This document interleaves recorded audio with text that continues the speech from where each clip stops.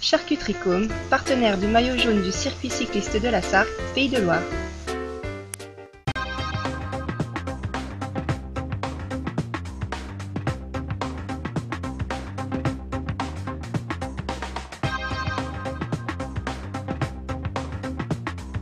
Consommer bio et local, c'est l'objectif des associations de maintien de l'agriculture paysanne, exemple avec la MAP Le Clos Vert.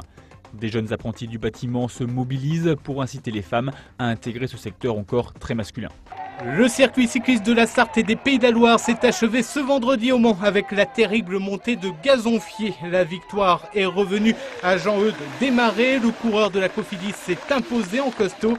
David Lelay de chez Agritubel remporte pour sa part cette 57e édition. Il succède ainsi à Thomas Veuclair. Résumé complet de cette ultime étape dès 20h30 après chaque rendez-vous de l'info. Et puis cette journée a été ponctuée par de nombreuses animations sous la pluie, comme par exemple celle organisée par les artisans bouchers. Ancien chef d'atelier dans une entreprise de palettes de bois, Alain démissionne en 2004 et devient maraîcher. À Cromières, il achète 6 hectares de terrain stérile, mais à force d'efforts, il parvient à fertiliser la terre et à produire des légumes biologiques. Toutes les semaines, il fait les marchés pour vendre sa production. Problème, il n'arrive pas à vivre de son travail. Persévérant, il décide de créer une AMAP et c'est vers ses clients des marchés qu'il se tourne. Une botte de radis chacun, une salade, des épinards, des choux fleurs violets. Et puis qu'est-ce qu'on a dit qu'on mettait encore? Je crois que c'est tout, non? Ah, les pommes de terre, bien sûr. Il y a quelques clients que j'ai convaincus de venir voir un petit peu une alternative à la consommation effrénée qu'il peut y avoir actuellement. 4 personnes ont décidé d'adhérer dès le début et 16 décembre, on a commencé avec 4 paniers. Et aujourd'hui, on en est à 76 et on attend encore 4-5 là dans les prochains jours. Grâce à la MAP, Alain est assuré de toucher près de 1 100 € par mois. Autre avantage, le maraîcher n'est plus seul. Si lui et sa famille s'occupent de la production, ils sont désormais épaulés par les adhérents, séduits par le principe. J'avais du temps libre à consacrer à ça et puis des motivations sur le plan écologique, sur le plan développement durable, sur le plan social. Mais être amapien, adhérent dans le jargon, ce n'est pas être consommateur mais plutôt acteur du projet. Tous les jeudis soirs pour la distribution des paniers, Alain est aidé par un adhérent. C'est surtout un rôle d'information, après émargement, organisation pour suivre que les amapiens consomment régulièrement, etc. Et puis n'oublient pas leur panier. Cela dit, ils sont très bien éduqués, pas de souci particulier. C'est plus un rôle d'information, les journées associatives à venir, les autres commandes de produits bio, etc. Et puis bon, c'est le contact. En s'engageant à acheter un panier par semaine pendant 1 an, les adhérents font vivre un foyer, participent activement au développement durable et mangent sainement, une motivation qui revient régulièrement. Je cherchais une alimentation avec des produits biologiques.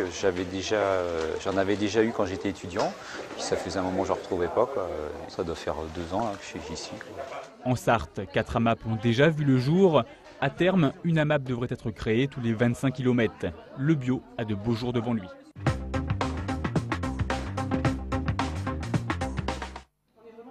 Les femmes dans le bâtiment, une réalité qui surprend encore.